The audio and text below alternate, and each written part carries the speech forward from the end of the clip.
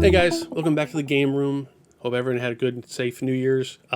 So I'm still a little bit of a New Year's funk between getting over work and things like that. And truthfully, in the last, I want to say 3 weeks, maybe 5 weeks, I have been constantly tearing the game room apart, trying to get it to where it needs to be for me to be able to just come in here and, for lack of a better term, function.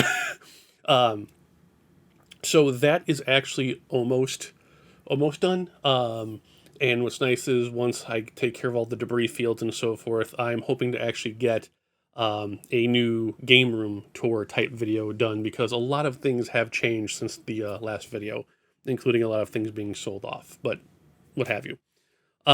Today's video, since I'm literally torn on like 3 or 4 different scripts that I'm trying to figure out for the next Game Rave TV, I would jump on the Polymega journal again because I have updates on this guy.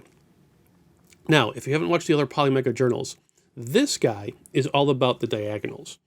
Now, in playing around with Ape Escape and a couple other games, the analog sticks are really good. As I said in my first test, the buttons are really responsive. The only problem this controller really has was the D-pad.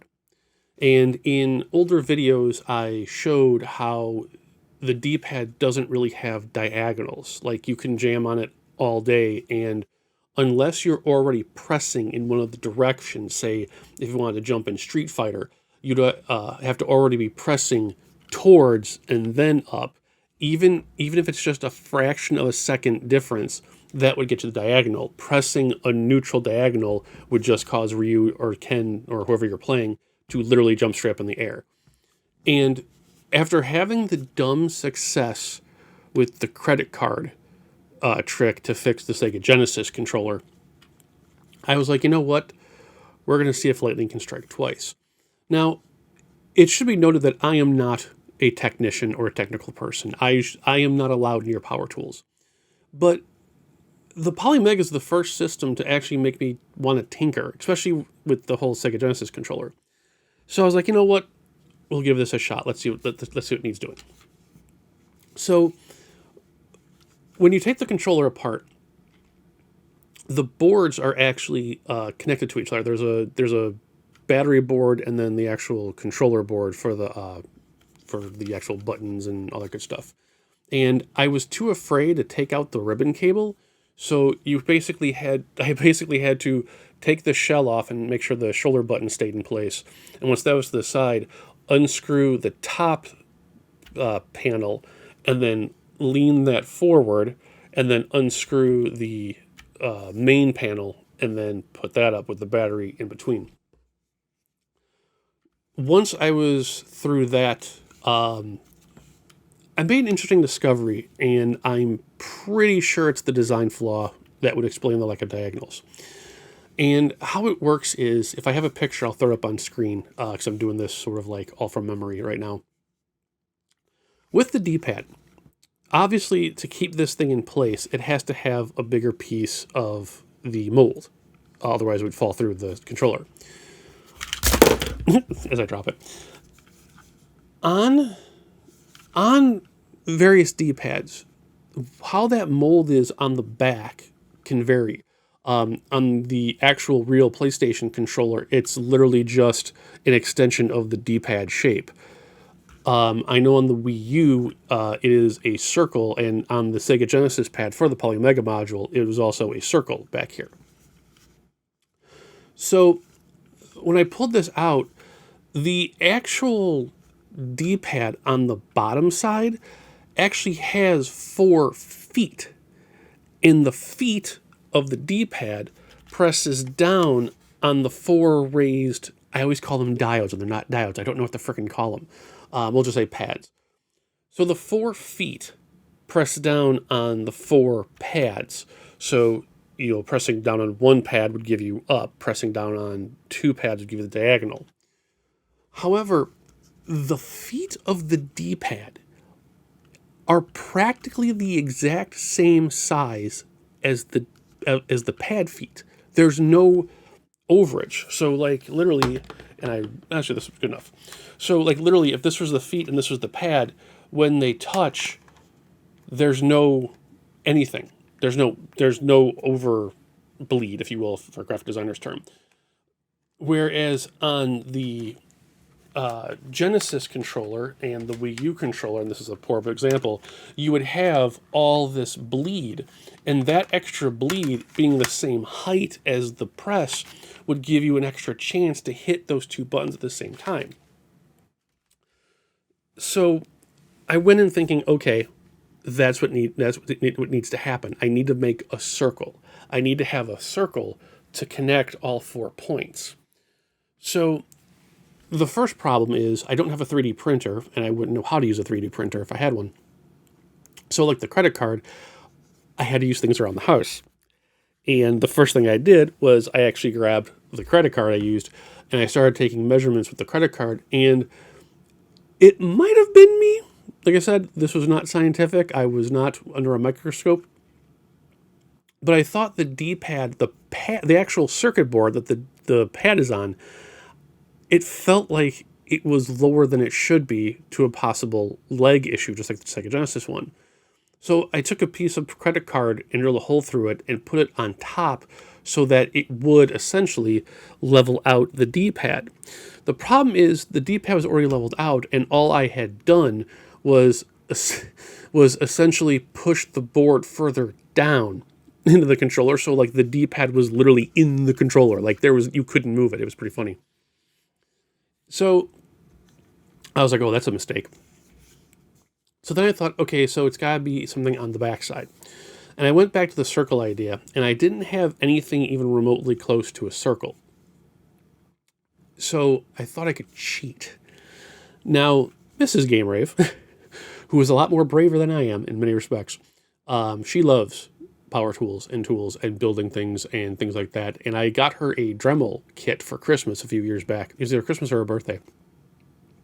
And because of all the not IKEA furniture in the game room, I had a bunch of washers left over that I never used for the securing it because it doesn't need to be secured to the wall. I don't have any kids.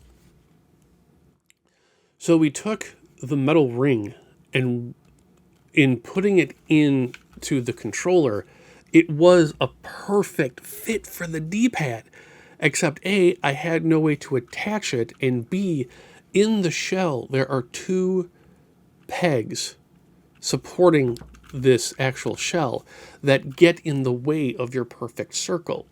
So Mrs. Game Rave took out her Dremel and for a few minutes literally bandsawed, I shouldn't say bandsawed, it was a Dremel, but dremeled out corners from the circle so that it would have room to move between the 2 pegs. I used double-sided tape to try and glue this metal ring to this D-pad. And it held together well. I put it down. It felt nice. I did a little test on the table with the board. I was like, cool. Put the controller back together, and literally the literal width of that washer was enough to A, jam the D-pad against the shell so I could barely move it. B, the weight of the ring, the metal ring, was so heavy that if I did move, you could actually feel the entire pad plastic just sink, like it was too much weight to bear. So I yanked that out. I was like, okay, what else can I do? There was a step in there somewhere, and I don't remember what it was, but it didn't work, so I skipped it. The next idea came in going back to the credit card, and with then discovering how the PlayStation D-pad was molded, I decided to try and cut out a thicker D-pad and tape that to the bottom of this. And in testing it on the open circuit board, it was showing promise. And also, don't use bare hands when you're testing on a live circuit board with the battery thing. I wouldn't say I shocked myself, but I was feeling current. So that plastic credit card D-pad on the bottom of it was working, but not not quite. That even the height of the credit card, which is literally nothing, it was causing the D-pad to stick. Like I was getting it diagonally down, diagonally back up, but that's all I was getting because it was stuck like that. So I put stuff to the side and I was like, all right, let me think about this, blah, blah, blah.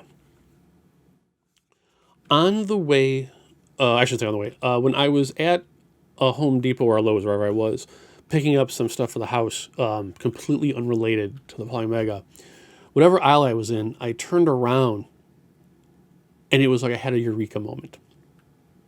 And that eureka moment, I think, do I have it in here or did I put them away? I wish I put them away. I put them away. You'll see it on the screen. In the, I think it was a plumbing aisle, they had these little plastic rings that are meant for God knows what. And without knowing the actual measurements of the D-pad or the feet on this D-pad, I just kind of eyeballed the package of them for the $2 or $3. Said, fuck it, I'll try it. Well, I got home, opened the controller, and the rings fit perfectly. Now, the rings themselves actually fit on the feet perfectly. The concern is that they were just a little bit thick, like hanging off the edge of the feet, so I thought I might run into the same problem as the metal ring and the credit card. But honestly, it didn't. It held in place. But more importantly is the width of those rings was just enough to keep the D-pad in place, and they were not in the way of the two columns. So, if you'll excuse me for a sec, we are going to turn on my recording thing for the game. Give me one sec, guys. All right, and now we're recording. So, with the 4 rings on the D-pad, check this out.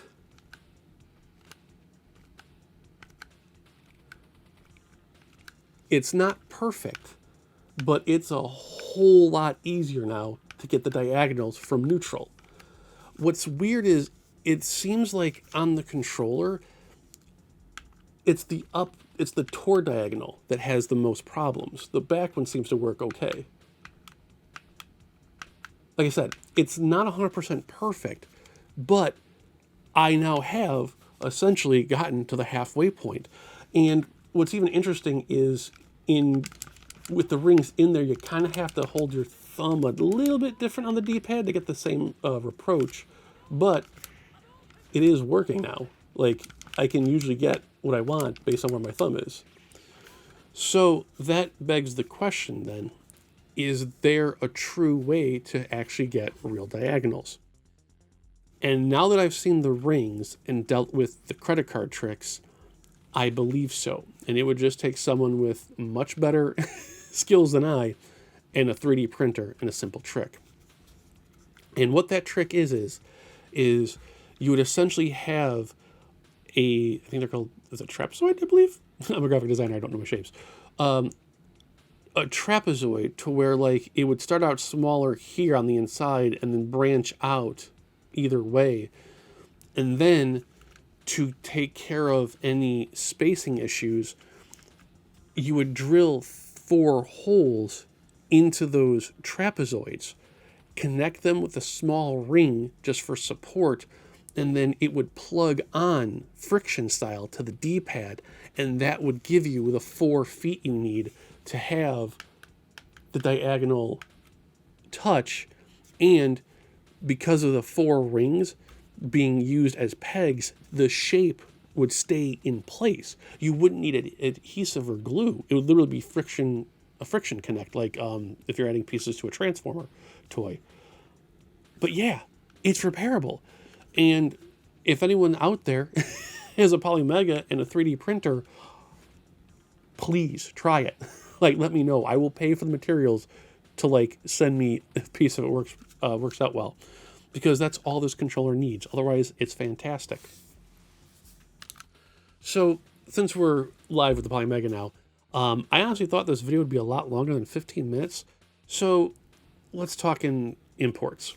Now, with Game Rave TV, I strictly focus on the American set. That's my gig.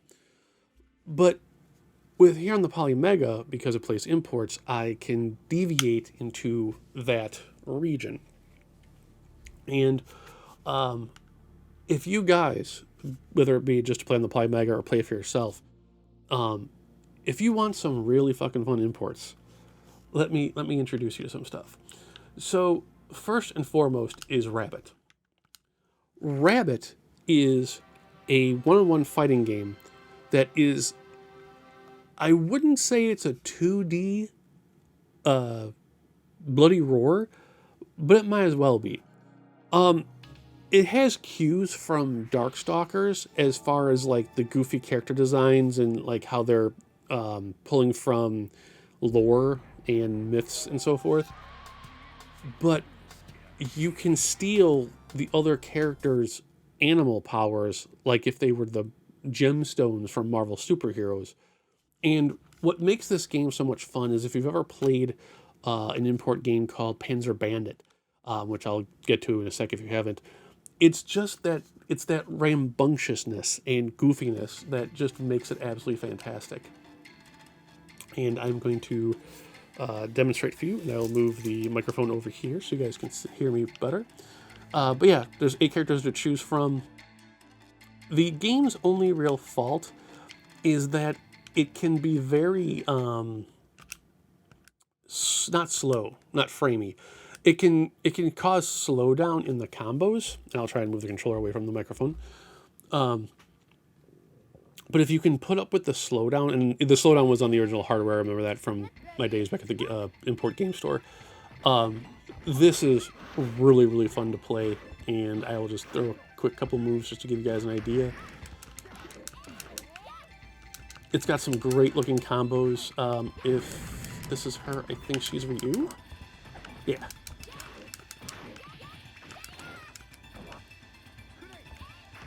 Like you can tell the slowdown from the zooming and so forth, but it's just so much fun. And what's weird is EA published it, and for whatever reason they didn't feel like it deserved coming out to America. I think this would have sold well, decent. I mean, to be honest, but just yeah, it's just a really fun fighting game.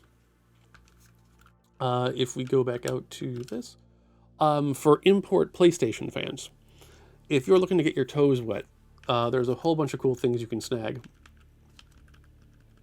I always go with the wrong direction. So, in Japan, if you didn't know, I think I've talked about it on the channel before, Mortal Kombat 2 was actually released for the PlayStation in Japan, and it is one of the... It's not that it's rare per se, but it's just in demand. It's essentially a worse but better version of the Sega Saturn MK2 port. It's hard to explain. Like I'll play a couple minutes for you guys to show. For one, the characters are nice and big, and the levels are nice and bright, except the music is still off, and the loading times for a lot of the fatalities are ridiculous. I had an article about this on GameRay for the longest time. And to give you an idea of how bad the loading is, it has to load every single panel of the opening attract mode. Like, watch. Isn't that insane? But once we get into it, first sign of trouble when I first played this all those years ago is I went in here and where is it? If no one is fine. Difficulty. Oh yeah. Player names. So the reason this is an option is because in the character select screen, with this turned on, the PlayStation has to quickly load their name to say it, just like it has to quickly load the moves in the round. It's so bad. I actually started playing this after I installed it. I started playing it a couple nights ago. And I gave it a scathing review on the website, and it still is essentially a terrible conversion, but it has its charm. I don't know how to describe. It's like playing the Samurai Showdown on Super Nintendo or Genesis. It's not the best, but it's doable.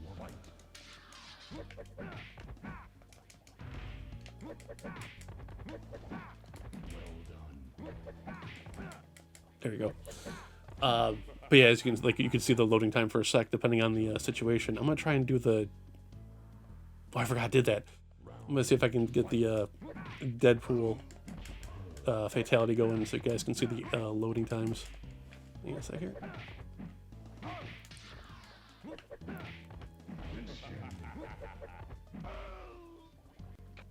See what I mean? It has to load every few frames.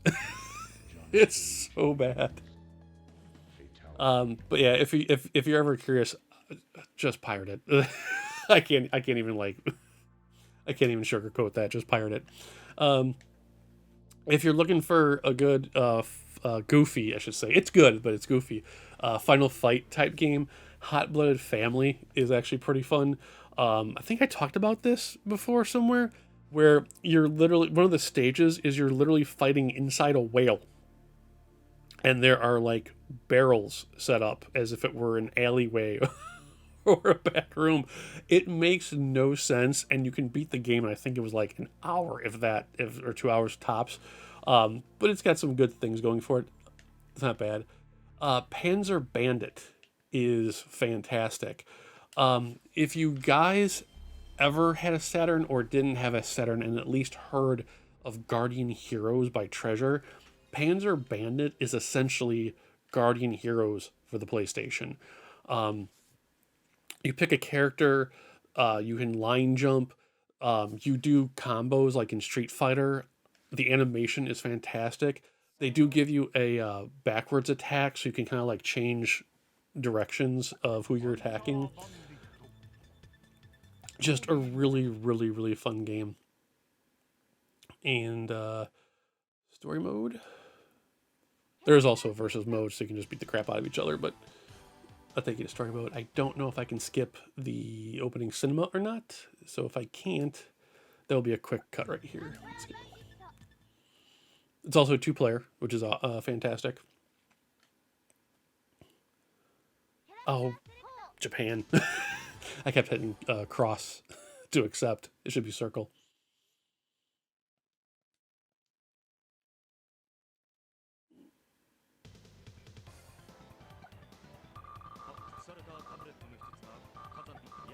Come on. There we go. There will be a jump here. Oh no, we're good. Dead air. There we go. But yeah, check this out.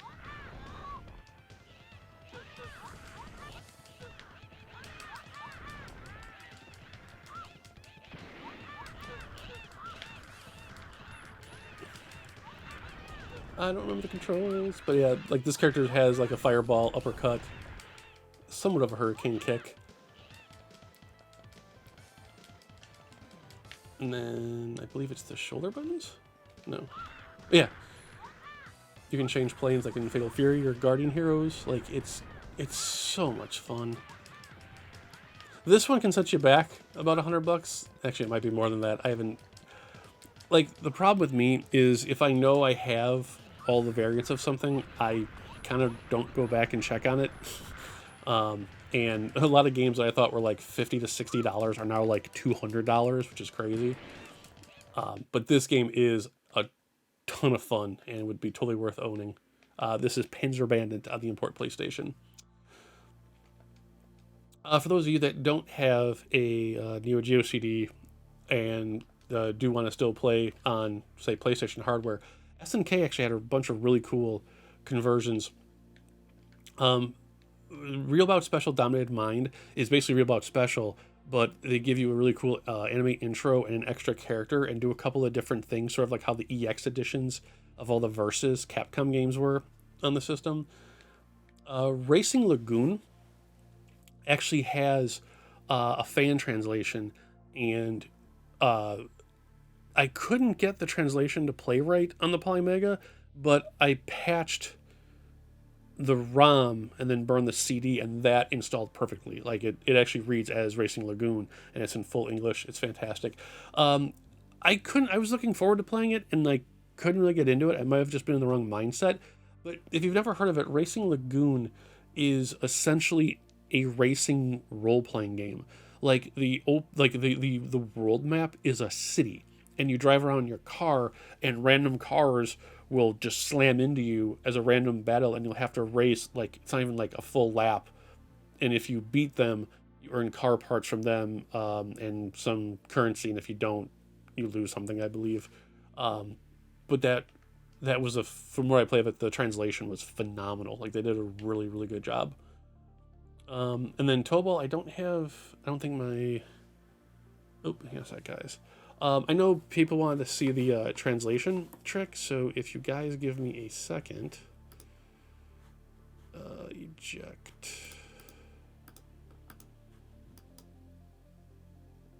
Oh, actually, that's a good snap. Okay, so now that I've got my SD card back in, so patching Japanese games, I'm not very good at it. So it's kind of hit or miss on the Polymega, depending on what is being done. I believe X deltas should work perfect. And there's some other stuff. Like I said, I couldn't get Racing Lagoon to work, but I patched the actual file and it played fine. But I want to at least show you guys how it actually works. So we're going to grab Tobal 2. And again, I apologize for the button presses. So we're going to start a new game. And oh, what happened there?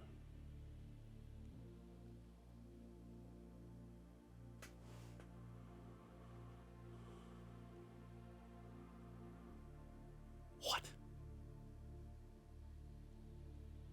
When did I? We are doing it live. So, Japanese, real CD.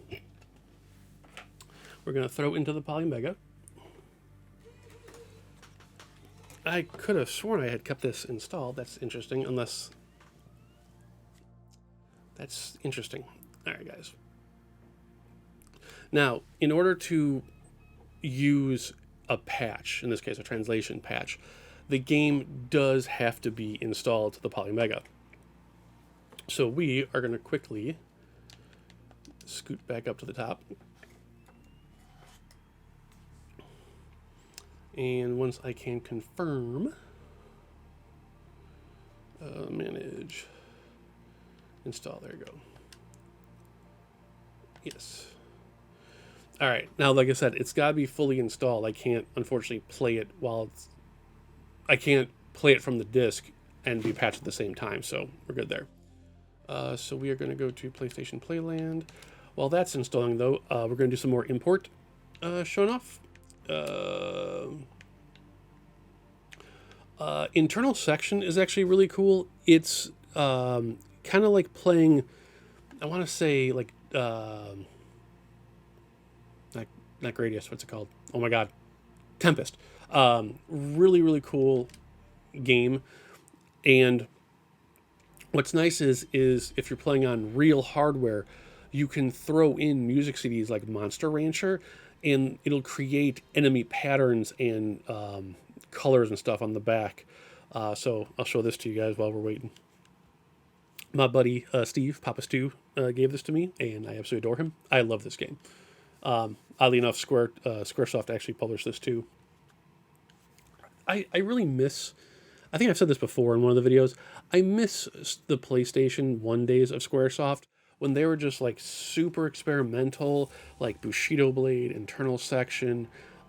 There's a game whose name I can't remember. I think it's called Cyber Org. Cyber Org was this like adventure game where you had a squad, but you controlled the squad in real time. Meaning, if you had character 1 and you went 5 rooms, if you wanted to switch to character 2, they were back at the beginning. So you had it like, it was almost like a strategic action game. It was rough around the edges, but what little I played of the rental 20 years ago, it was kind of cool. All right, so we are going to accept did hit accept, right? Yeah. Possible epilepsy warning, just in case. But you get different weapons. Like, it's really cool, and I really need to play this on real hardware and sort out the disc swapping angle. There actually is a patch to this. I might just burn a patch of the translated, because they translated like the 4 things of Japanese that are in the game that would help with the disc swapping. But it's so much fun. It's really cool, and I suck at it, but that's okay. This is definitely a cool one to check out. There is also, on the European side, if you like your vintage stuff and you don't have a PlayStation 2 or PlayStation 3, Japan, the Capcom released a whole bunch of classic discs. In America, volume, I think it's 5, was actually the Street Fighter collection. And in Japan, they released another collection that also had a bunch of shooters like Commando and Mercs, and then the Ghouls and Ghosts collection, and the 1940s collection, and the other one whose name I can't remember now, but Capcom of Europe actually released the first 4 volumes as one 4-disc collection translated. So you can actually have English versions of these old arcade games to check out. And the only catch here is that you'd have to know which discs are which. And thankfully, as I'm pointing to a screen you can't see, the silhouettes match up to the disc number. So, like, let's do number 2, and this will be the Ghouls and Ghosts to play.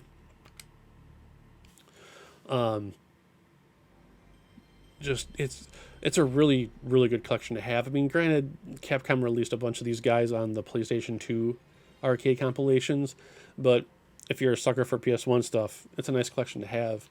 Now, it plays fine on the Polymega, but it might be a little bit slower in a real system due to the PAL 50-60 hertz thing. So buyer beware. But I checked it out a couple times. It's good to have. And then Ghouls and Ghosts is so hard. Like, the actual Super Nintendo Super Ghouls and Ghosts is on here as well. And I just... The funny thing about being a gamer and a collector is I've realized as I get older and older, my skills at being able to play games are being transferred into my skills at researching variants. So at some point, that dynamic graph is going to just cross, and I will not be able to play a single game to save my life. But man, can I eBay them? It's going to be fantastic. But yeah, just to give you guys an idea, play some Super Nintendo on the PlayStation. I know I brought this up too in a previous video. I think I did. If you're into like the retro games, jump on eBay and type in like import PlayStation Sunsoft, import PlayStation Konami. They got so many more retro game collections than we did. Like, we got the Namco series and some of the other ones. Like, we got one of the MSX collections from Konami. I think there were 3 of them in Japan. Sunsoft released a whole bunch of retro arcade game collections, and one of them even has the original NES Blaster Master on there to play on the PlayStation. Just good times. But yeah, as you can see, I am playing a Super Nintendo game from a PlayStation disc on a Polymega. It is emulating an emulator.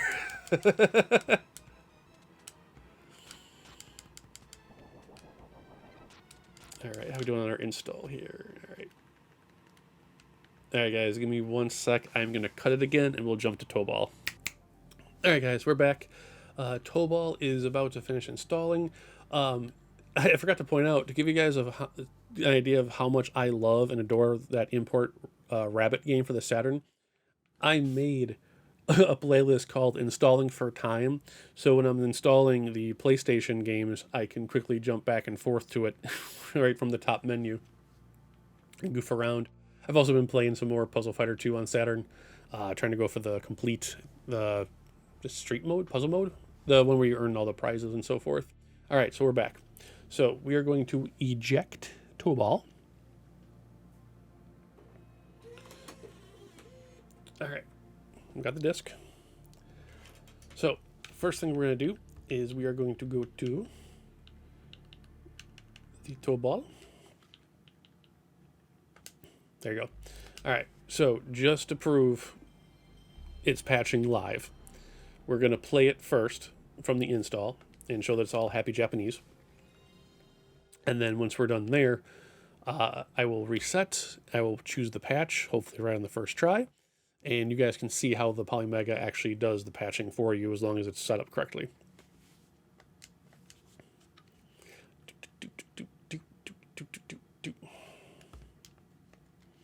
Squaresoft.